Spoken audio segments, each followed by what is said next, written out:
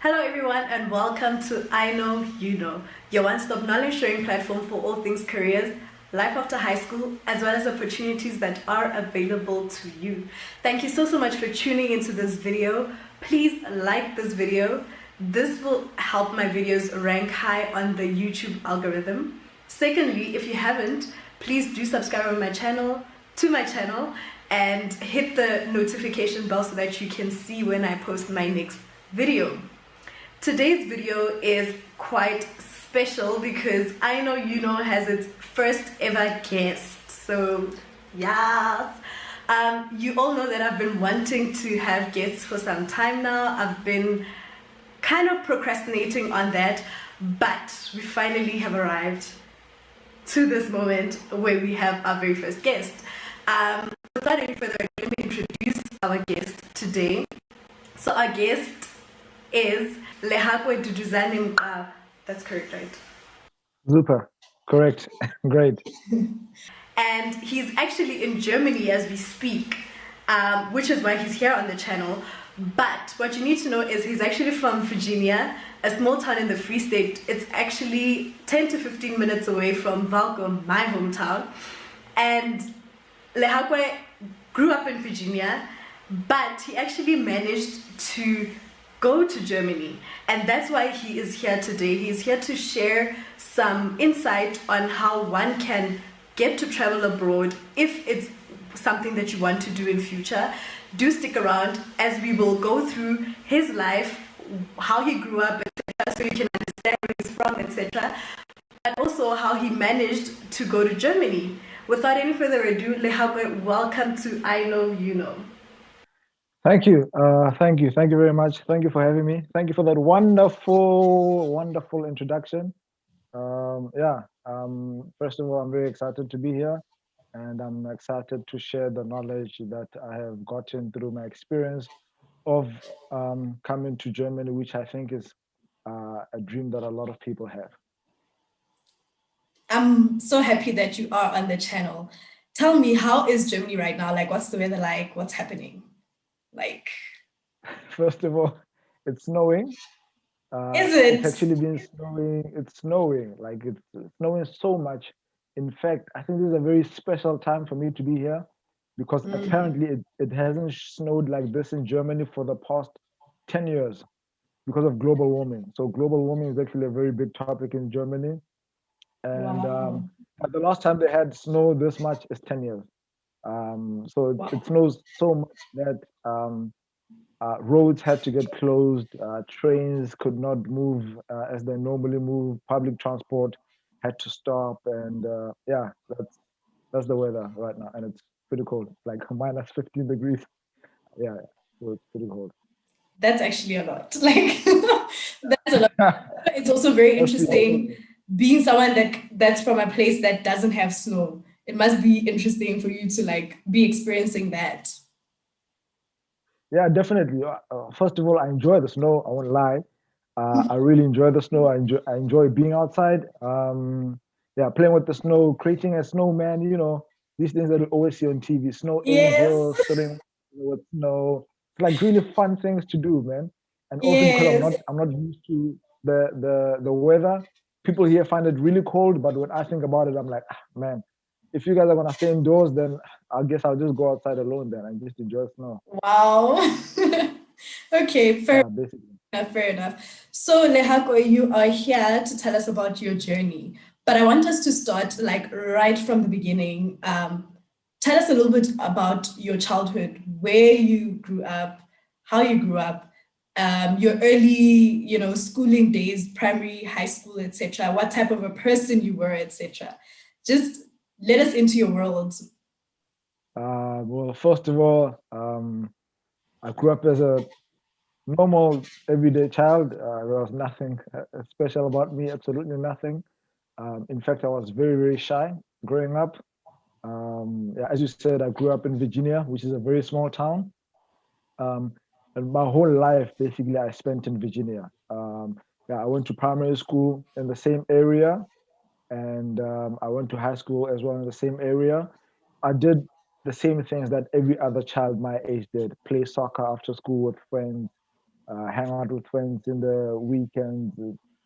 At school, maybe play rugby. I wasn't like a top student when it came to academics. I was like your normal average student, and yeah, I was just a young boy who just had dreams. And then I think when I got to high school, that's when I started pursuing my dreams more and setting myself goals when it came to academic goals and when it came to sports goals and other activities that are going on in school. But still, I was still just the average normal kid in my high school days as well. And yeah, I think the first time I got out of Virginia is when I went to university, which was in 2016. So I did my trip in 2015, and then 2016 was the first time I got out of the town, and then I went to Bloemfontein to go study graphic design, and yeah, and then 3 years later I graduated from yeah studying at CUT graphic design. So yeah, I could say just a normal kid who just had big dreams. So during your studies in CUT, I understand you were involved in quite a couple of things. So just tell us a little bit more about that. Yeah, well, first of all, as a student, you need money. You need money very much as a student. So You need to be where the um, money resides. hey, it's tough when you're a student.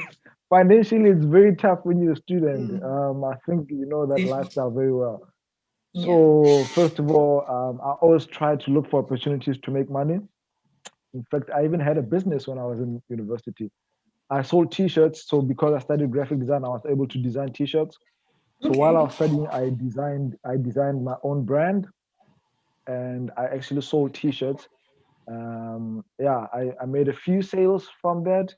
And then at the same time, also throughout the years, I took part in different kinds of jobs.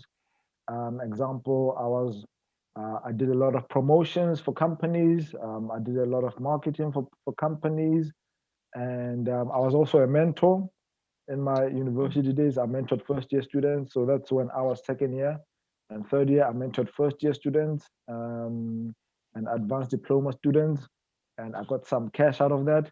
So I just always found opportunities to just make money, and then generally university as well.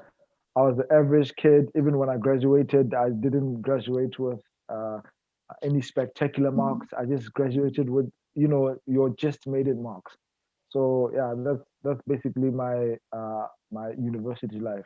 So you keep mentioning the fact that you were this average person that had big dreams. So tell us a little bit more about the big dreams you had and probably still have for some of them.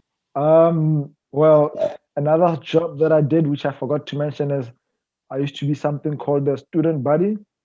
So a student buddy is basically a student that uh, welcomes, first of all, international students, Mm. welcomes international students, first of all, by picking them up from the airport.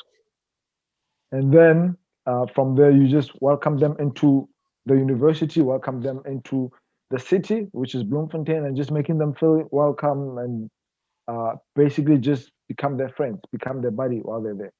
So around about that time, I think that was one of the first opportunities that I saw, and that's when my desire grew even bigger to go abroad for whatever reason, as long as I could just get out of South Africa and just see the world, because I started getting into contact with people that are not South African. And I started becoming friends with people that were from Germany and Switzerland and Sweden and different other countries in Europe and America as well. And then I think by that time, that's when I really started passionately trying to find ways to go abroad. And yeah, that was basically my dream. And then, yeah, that's the dream I had at the time. Oh, wow. And I know they always say that it's quite important for people to just get out of their home grounds and out of their hometown, probably country as well, just to get exposed to different cultures. And so I can imagine how interesting it was for you to interact with people from all sorts of backgrounds and just get to know a little bit more about life for them that side. And I can see how that could even spark more interest for someone who already wants to travel. Yeah, yeah, definitely. Considering that I really wanted to travel and getting to meet, people that are not from South Africa who speak a completely different language, who view life completely differently. We just have a completely different culture and different tradition and different mindset. For me, that was just absolutely amazing. And for some reason, that's something that I just really, really loved so much. And then I wanted more of that, yeah, at the time. And Yeah. I even got into, I could say, a relationship with those people to a point where even today we're still texting, we still call one another, we still call one another friends, basically. Wow. Talk about networking 101. So let us into some of the steps you took. So now here you are in varsity studying graphic designing. You want to travel abroad. What are some of the initial steps that you took to kind of get closer to your goal, I suppose? I think first of all, the first step, which was I think the easiest step, is just going to the international office at the university and just getting information from them to hear what's the easiest way to go abroad and how they would do it. I think that's the first thing I did. And then I got information from them. I got different opportunities and different universities I could go to go and study. And then from there, I decided let me do my own research as well. And I started doing my own research, and I found other opportunities that maybe I could also go study on my own without going through the university, which I went to. And I found other opportunities which I could have used on myself. And others were, example, to go and volunteer abroad. And yeah, it took quite a long time of me doing research, looking for opportunities to go. But I think the top opportunities were going to study or going to volunteer or going to work for me. So during this research, what resources did you use? Did you just like straight up go on Google and Google how to travel abroad as a South African or opportunities to travel abroad? Or were you using any specific like platforms or portals, etc.? So first of all, I think the most obvious opportunity which I used was going on Google and going through Google and researching on Google. And from there, I started going on YouTube as well to hear about experiences of people who already went abroad before and to hear how it was and how they went there. And I started also looking at different universities and different countries to go to, and also different ways to go to, also through YouTube, through Google, and through asking people. So I started asking people that have actually been there, people from my university. So I started asking people, and then I started asking lecturers because lecturers have also get to travel, also got to travel as well to different universities all over the world. Got to ask them of different opportunities and different countries and the best countries that I think would be most suitable for me to go to. Yeah, and then from there, yeah, I started asking the people that I met uh, who came from different countries, the people that I worked with at the university, to hear how they got to South Africa and if they know other opportunities of going to other countries. Yeah, yeah, and then the last thing I started doing is um, asking random people like my friends and my family, people that have not even been abroad, just coming up with that conversation and just talking about it, because it doesn't mean because uh, someone has not been abroad, they don't know anything or they don't have information about such topics. So yeah, that's another place I started getting information from. Speaking of family, how did your family respond to the fact that you wanted to go abroad? I mean, granted, you wanted to go for a short amount of time, but what was the response like from like your community, your friends, your family? I can imagine for some of them it was kind of bizarre, like what, But how did they respond in general when you just told them that you want to go abroad?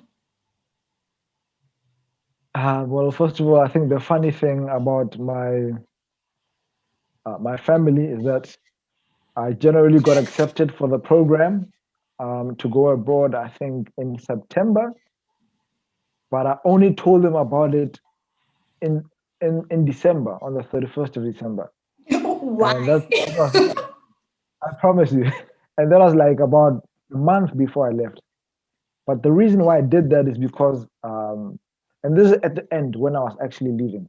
The reason why I did that is because before going abroad, I had other opportunities, and I applied to go study abroad. Like example, I was supposed to go to England, and I was accepted at the university. But I started telling my family about it, and then at the end of the day, I couldn't go to England. Who knows why? I don't know why. And then the same thing happened with two other universities in Germany. I was supposed to come to Germany, and then I was accepted, and then I still had to do a little bit of paperwork, like getting a scholarship and getting finances. But at the end of the day, I couldn't do it. So I decided from now on, I'm gonna keep my mouth shut. I'm not gonna tell my family, my friends, nobody. I'm gonna tell everybody when everything is officially confirmed. And that's exactly what I did. After I got my visa, that's only when I told my family. And obviously they were excited because they knew I always wanted that. And at the same time, they were sad that I'm going to be leaving for 1 year. They were sort of worried that I'm going to a completely foreign country. What if I run into what kind of crazy problems and whatever? But generally, my friends were extremely excited. The community was extremely excited. My friends expected that as well. They were not too surprised, but they were very, very happy for me. That's actually interesting. Um, so with regards to, okay, wait, no, I don't know why I'm looking that way. So with regards to like the steps that you took initially to kind of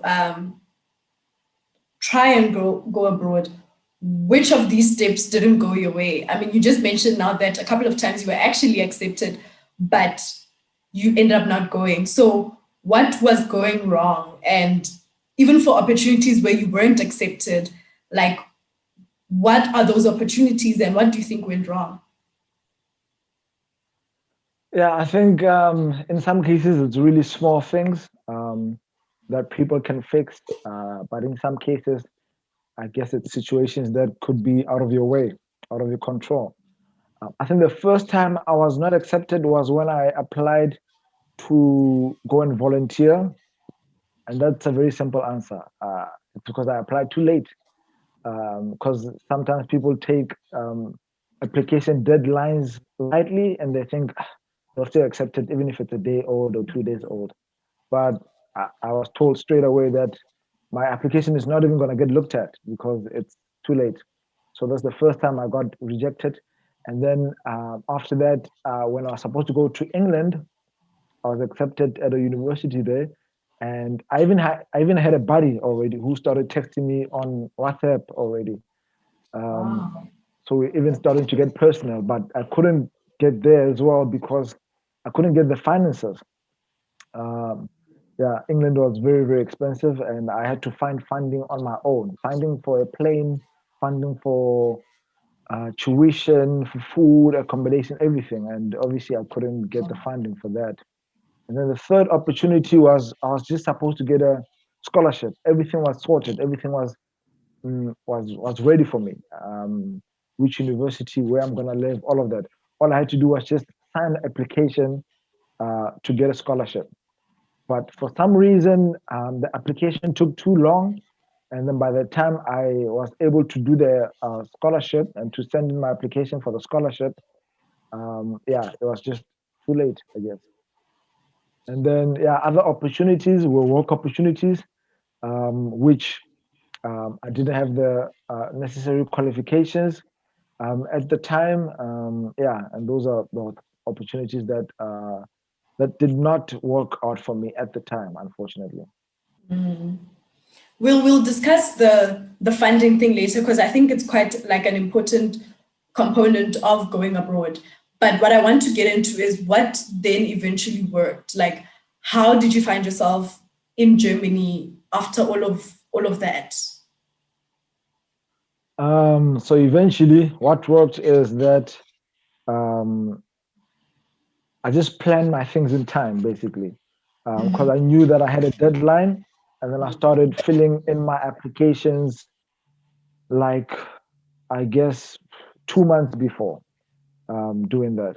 But just to go a little bit backwards, just to give you an overview of my whole process. So as I mentioned earlier, that I was part of the buddy program in university where I welcomed international students.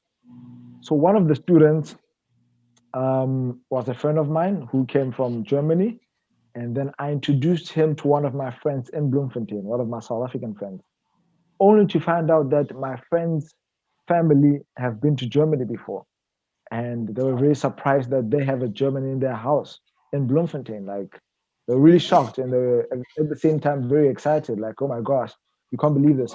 And then we started getting in touch with the family, and they started giving me a lot of information because they saw how interested I am in going abroad. So they started giving me information about opportunities to go abroad, and they told me about a program called ELM, which is the program that I am here through in Germany. Okay.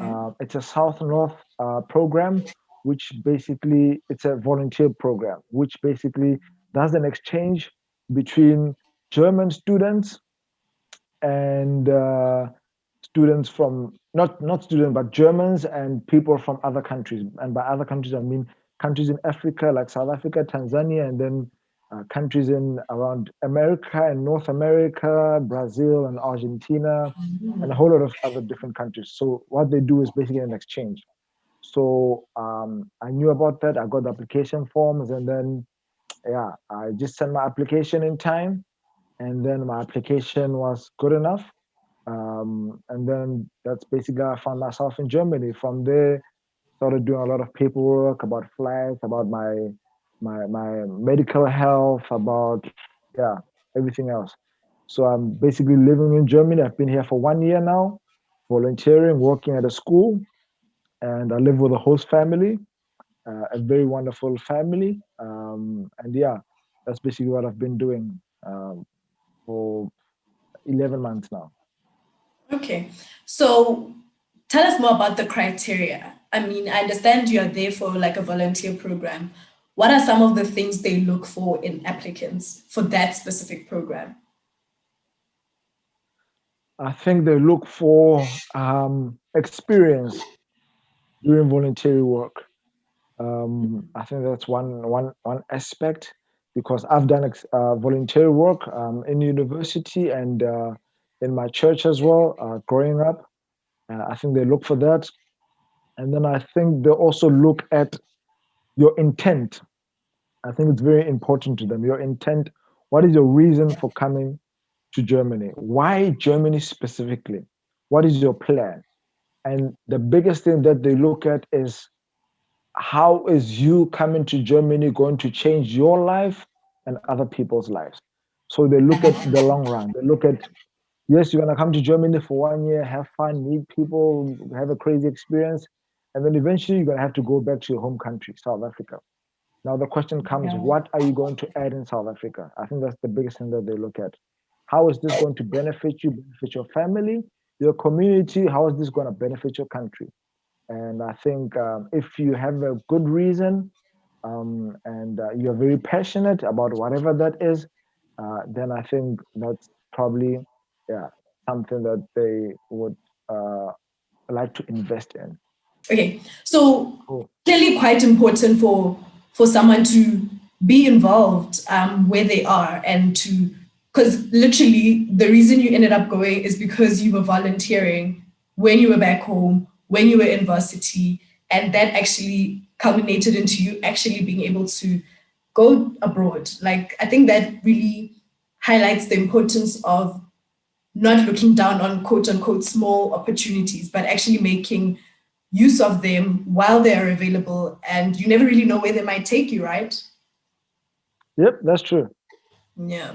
So now, when you're applying, obviously part of the paperwork would be to find your family. And you've already mentioned that you've been staying with a host family. Was that the only living sort of arrangement that you could be part of? And also, how do you go about the process of finding where to live? Because I can imagine, I mean, it's a whole new country. You probably don't know anybody there. So, how do you actually, like, what's the process of finding a place to stay, etc.? Okay, so basically the program is very, very supportive. They make the process very, very, very easy for you. So basically, they sorted everything out for me. And by everything, I mean literally everything, from the flight to my living arrangement to getting money per month, to my work, to how I'm gonna get to work, everything, every little detail that you can think of, the program sorted everything out for me. So basically, the criteria uh, for first of all where you could work. You have choices of where to choose. You can either work at a school, or you can work at a church, or work with a youth program, or work at a hospital, or work in a kindergarten. Um, yeah, and those are the Oh, opportunities wow. that you get, and then you get to choose where you want to work. And then when it comes to living arrangement, you get to choose as well whether would you like to live alone, which means they're going to get you a flat, apartment, or would you like to live with a host family, a German host family? You get to choose that as well. And then Mm. when it comes to location, location is based on where you want to work. So if you want to work at a school, they have a partnership with a certain school at a certain place. So that means you're going to need to go live in the area wherever that school is located. So that's how location is. It comes about. And then which family you would like to live with, that is also sorted out by the program. And then sometimes it could happen that you want to live with a family only for 6 months, and then after 6 months you want to live alone. That's also your choice. So it's really, really flexible for you to choose where you want to live, and it's not your responsibility to do all the work, all the research to find places to live and who to live with, but instead they do everything for you. So it's very, very smooth. That's quite like a supportive program. We should actually put the link in the description box so that people can actually check it out, because I can imagine that's exactly what someone needs when they're going to like a place for the very first time. They kind of need all of that support. Look Exactly. to the funding side of it. You just mentioned now that the program does organize the funding, etc. Was there any fees that you had to pay, whether in the application process, in doing some of the paperwork and getting some of the like certification done, etc., or even when you like left South Africa and started staying there? Was there any money that you had to pay? How much, etc.? Just take us through that process. Yeah, I think this is really an opportunity that anyone that hears of this would really like to grab with both their hands and not let go, because I paid for absolutely nothing.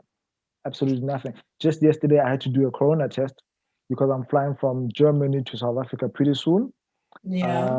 and obviously I had to make a test for that.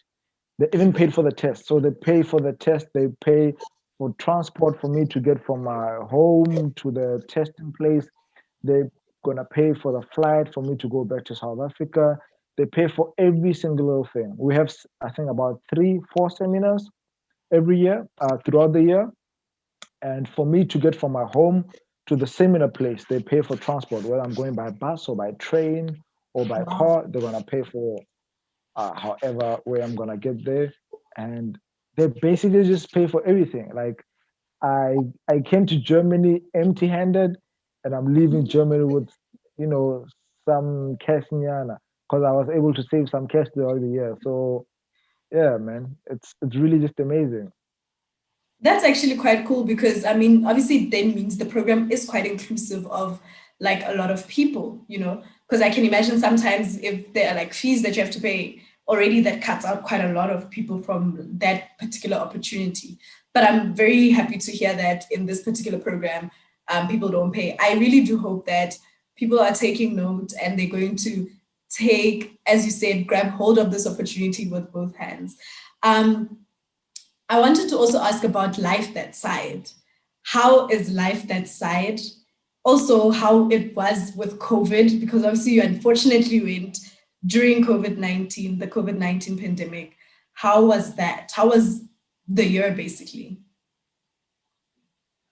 Okay, so yeah, life this side is first of all very, very, very different from life in South Africa. Yeah, a lot of things are different. First of all, like the weather is different. Um, I think one of my favorite things in Germany um, is that in summer we've got sunlight until 10 and 11 o'clock p.m.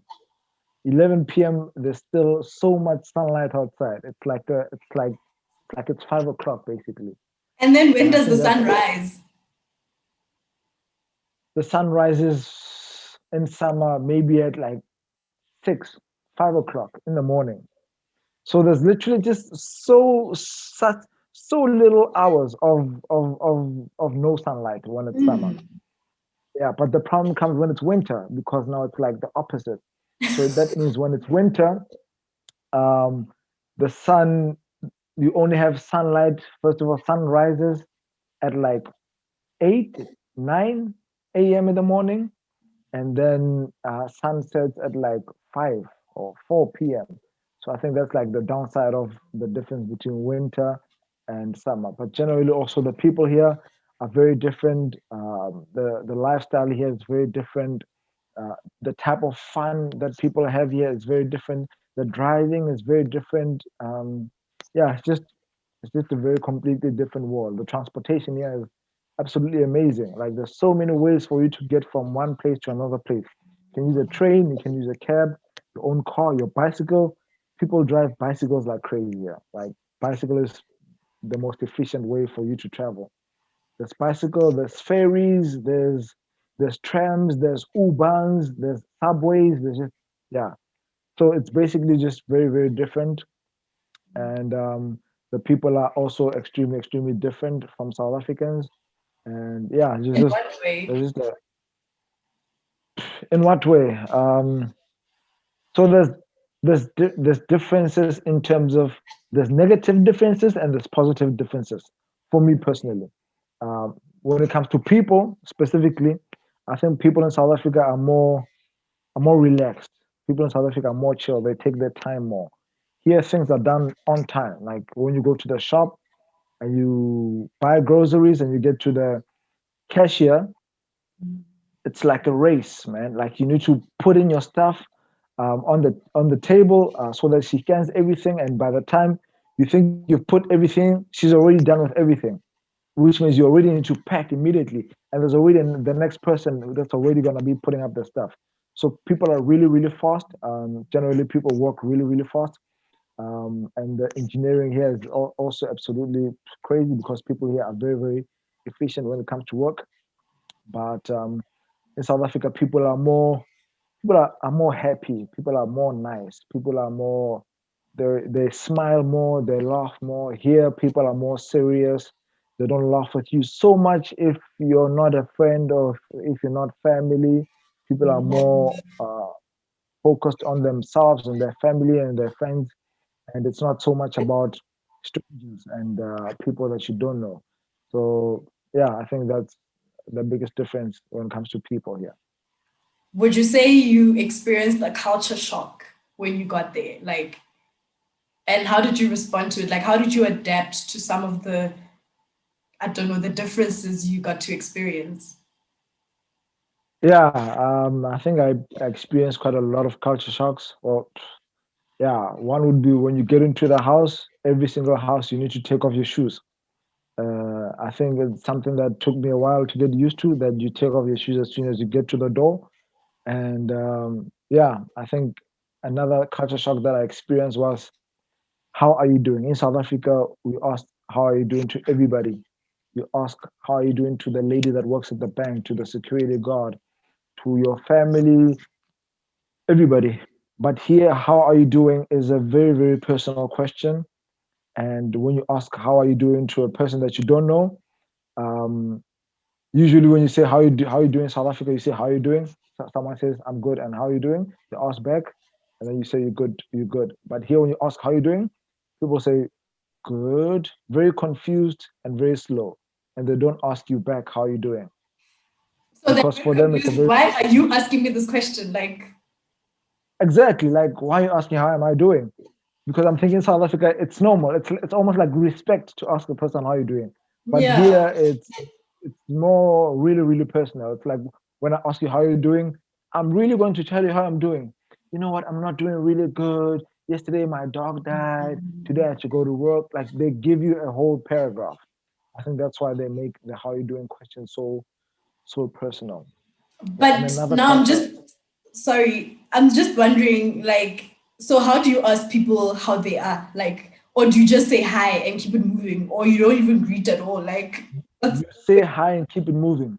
If you don't say hi, keep it moving, you just don't greet at all. You just walk by.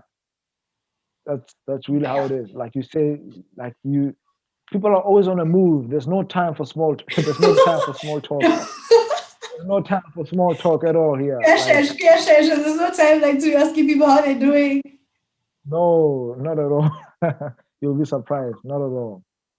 Yeah. You didn't get too much into the COVID-19 pandemic and how that looked for you that side. I mean, being new in a country, I imagine there was some sort of lockdown. Tell us more about that.